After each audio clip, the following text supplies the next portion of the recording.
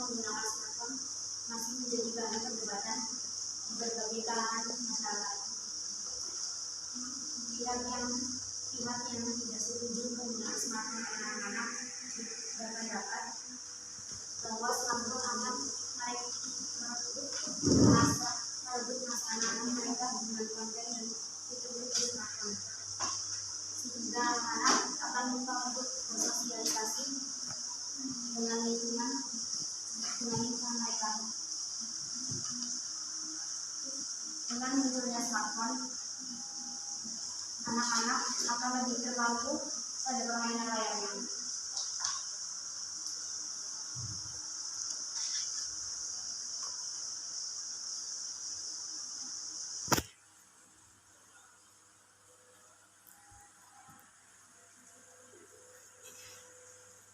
Merupakan kesenangan mereka semasa kecil.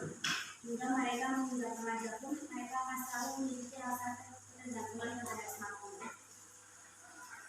Namun bagi mereka yang setuju, smartphone dianggap akan membantu anak-anak dalam mengembangkan kreativitasnya. Selain itu, dari segi orang tua, mereka akan lebih mudah mengawasi dan menghubungi anak mereka kapan saja dan di mana saja.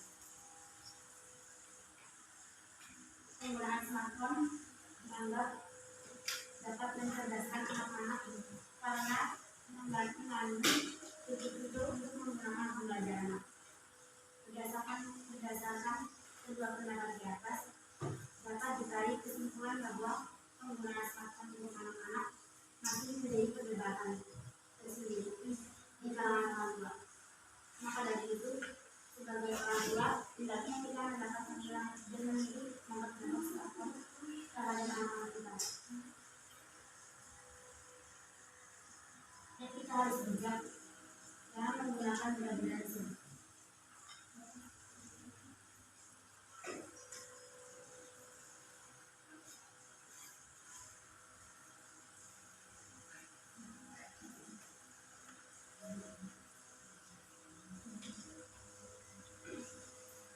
Bis, sudah?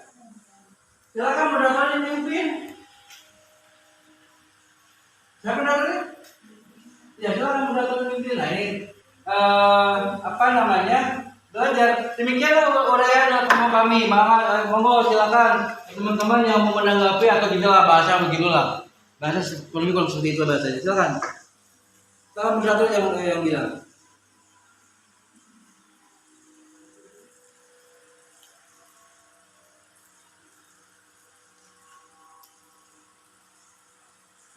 Silakan moderator yang ngomong. Kan gini loh. Kita ini gimana tergantung moderator yang mimpin sekarang gitu loh. Karena gue yang lihat aja. Silakan.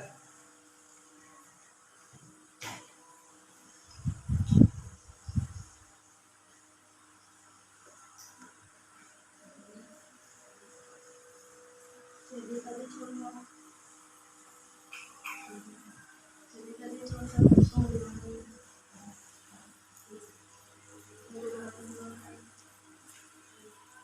dari zaman sekarang.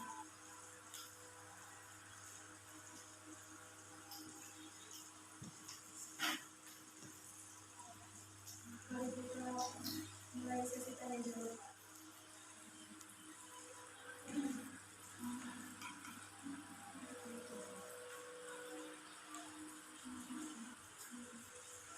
Apa dampak positif dari menggunakan gadget yang Anda ketahui?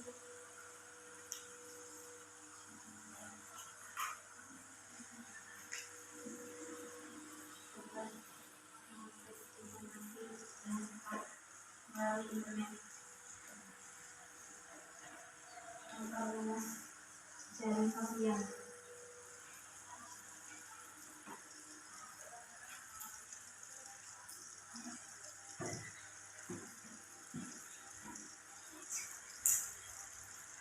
Dan apa dampak negatifnya?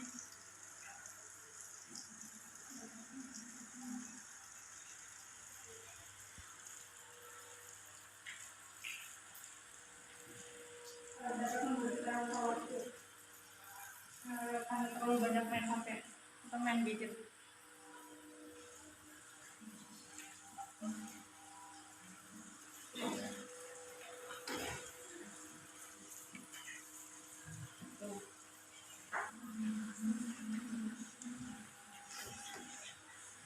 penguatan argumentasi sendiri ya.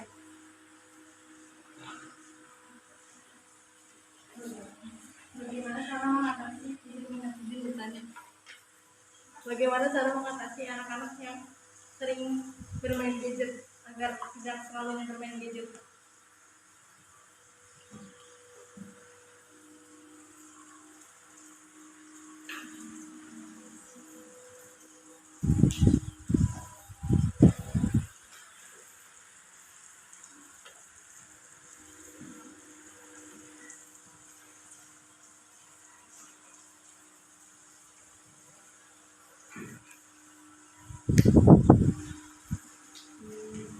hendaknya hendaknya dapat memilah dan memilih dampak-dampak smartphone. Jangan milah-milah waktu untuk bermain smartphone.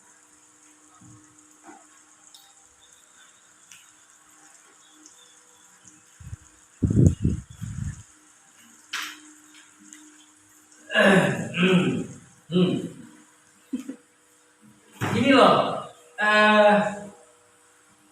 apa namanya? Kita boleh mondok, kita boleh senang mondok, boleh, good mondok. Tapi wawasan kita juga jangan terkungkung gitu loh. Kita boleh berhijab, kita boleh pakai pakaian sari, boleh, wajib malahan. Tapi otak kita, pemahaman kita jangan terkungkung oleh itu gitu. Kita kalau itu kok permasalahan gadget dan anak-anak kan pernah yang kita hadapi bersama, aku pun merasakan gitu loh. Makanya ya ini pembelajaran saja gitu kan. Ketika menyampaikan pendapat, menyampaikan itu dengan lantang gitu loh. Dampak negatif dan kan ngomongnya kan dari awalnya harusnya ngomong tentang inilah perkembangan teknologi informasi dan teknologi informasi ya. Kalau sudah mulai era digital, era informasi, kemudian globalisasi dan sebagainya, maka akan berdampak pada perkembangan gadget, smartphone dan sebagainya. Kita sebagai generasi Z, ini kan generasi Z jadi kan? Generasi Z itu mau tidak mau supaya dipaksa untuk mengkonsumsi smartphone dan handphone, mau tidak mau suka dan tidak suka. Sementara di lain sisi kita punya kewajiban untuk belajar dan mendalami agama, mau tidak mau. Dua hal yang berbeda dan sangat jauh. Sekarang bagaimana kita mencari titik tengah? Pasti ada yang harus dikorbankan, salah satunya. Apa kita mau main gadget selamanya tanpa menghiraukan yang lain? Atau gadget kita gunakan sebagai sarana untuk pembelajaran? Bagaimana membiasakannya? Maka ada dampak positif dan dampak negatif. Kemudian tugas seorang moderator itu setelah materi menerangkan, dia mengulas, mengingatkan kembali clue-cluenya, poin-poinnya, terangkan sama moderator. Memang berat ya. Ini kan kita belajar ngomong depan orang nih, belajar ngomong. Kalau ngomong kan kita kencang ya kalau berdua. Tapi ketika kita ngomong depan teman-teman, menyampaikan sebuah ide, sebuah gagasan, itu yang perlu. Walaupun di sini banyak yang ngomongin, tapi di sini nggak bisa ngomong. Harus belajar, berlatih. Makanya ya dipahami lah, nggak apa-apa. Makanya belajar kok. Nah, next kedepannya ya kita kita belajar lagi, terus berlatih.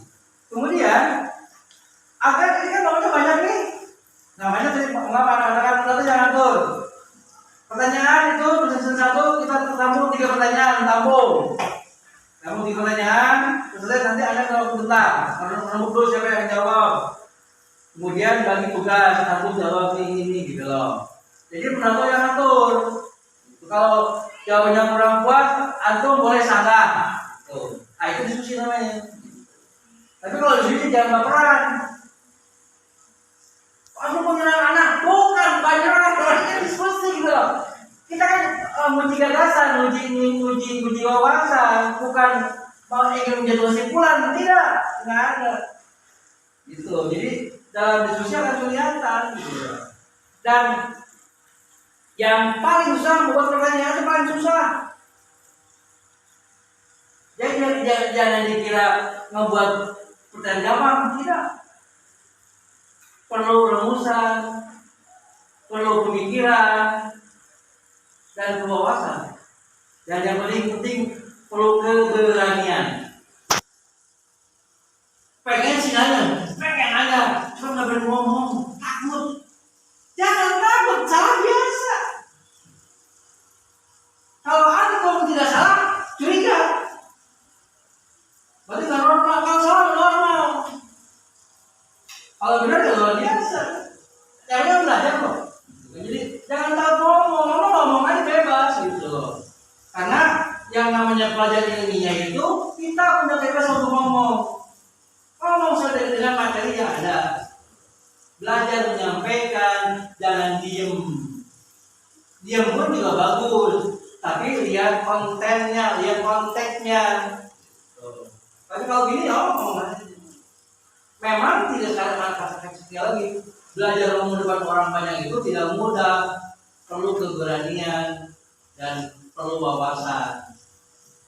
Rasa bagaimana nanti ada yang orang merasakan bagaimana hidup di depan teman-teman. Padahal udah biasa kan tidur bareng kok, kadang juga main bareng.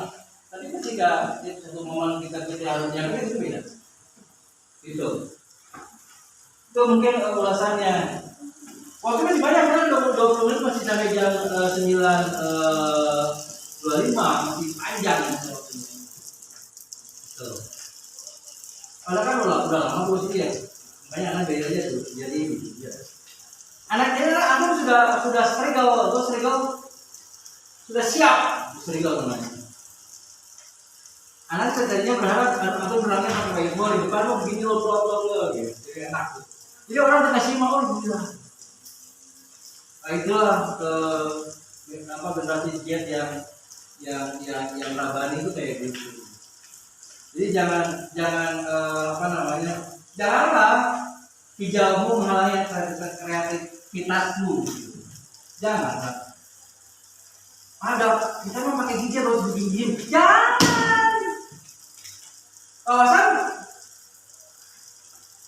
ini casing kita, tapi otak kita sudah berdunia gitu loh. Harus begitu. Jangan punya asumsi, jangan punya persepsi orang-orang yang itu nggak bisa apa-apa, jangan. Buktikan bahwa Anda bisa ngomong atau bisa lantang. Sungguh-sungguh nanti suatu ketika Anda menjadi orator. Pendakwah perempuan boleh jadi kalau perempuan boleh saya. Jangan mendahi laki-laki saja nggak boleh. Tapi untuk mendahi perempuan ya boleh. Kalau perempuan boleh mendakwah. Kalau mau laki-laki mau berkorban. Dia harus laki-laki. Jadi kan itu kan perlu keberanian. Inilah salah satunya gitu. Itu ada yang sampai lagi kelompok 1 cukup? Cukup, oke. Berarti kan silakan tutup dulu. Waktu bisa tutup.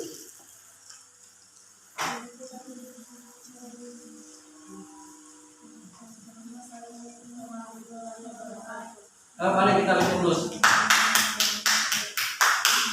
Ya,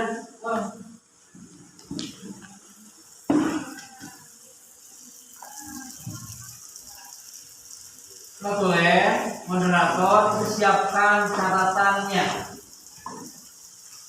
Kalau moderator tidak buat catatan bingung siapa yang menanya apa tanya kan moderator nulis juga. Moderator nulis. Jadi belajar begitu. Kemudian biasakan saling komunikasi di depan.